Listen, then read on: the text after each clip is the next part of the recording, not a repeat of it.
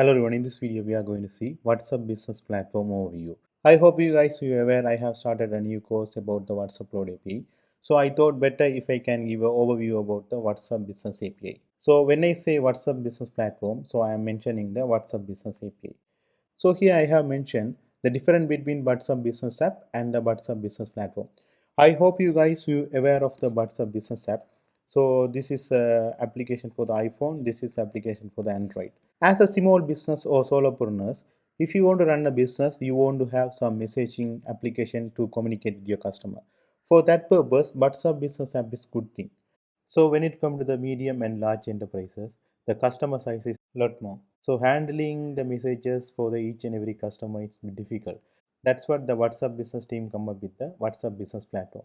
So using the WhatsApp business API, you can able to handle the customer in a scale.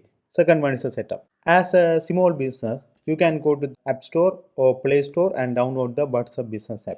So in the WhatsApp Business API platform, they are exposing as a API. If you have a technical team, so you can integrate into your system or you can use any other third-party providers softwares.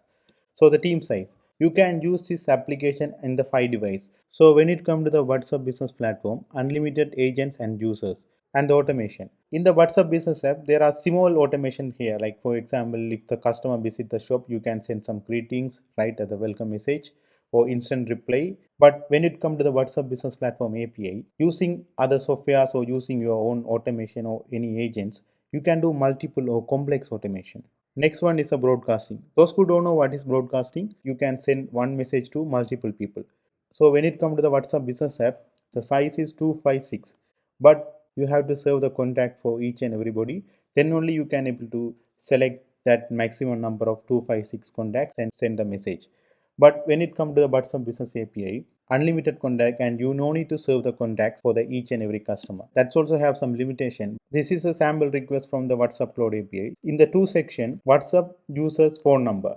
So no need to serve any numbers. So you can send the messages without serving it. And the interface. So WhatsApp sharing the standard interface for everyone.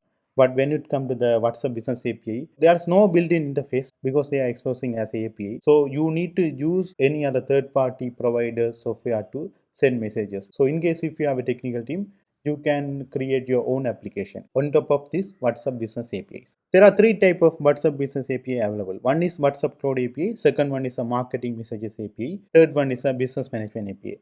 So first we will going to learn about the business management API. If you want to manage the WhatsApp business account and its asset, so when it comes to the asset, for example, phone numbers, templates. So those who don't know what is template is a message as a business can send a message to customer. We will cover this one in the another video. So you can able to add or remove the phone number associated with your business. The second one, template. So you can able to create and modify message template for scalable messaging. And third one is analytics. So when it comes to the analytics, there are three types of analytics available. Message analytics, the number of and type of messages sent or delivered or failed. Second one is a pricing analytics, granular pricing breakdowns for delivered messages. Third one is a template analytics. For each template, we can see how many messages is sent and read and delivered. Using those things, we can able to come to that pricing analytics as well. Marketing messages API, it's known as Lite API. Previously, they called as Lite API. So now we are calling as a marketing messages API. So this marketing messages API specially optimized for sending the marketing messages. The final one is the WhatsApp Cloud API. The same one we are going to work in this entire course. So using this WhatsApp Cloud API, you can able to send messages, making the call, interacting with groups. So why these messages is different than from the marketing messages API?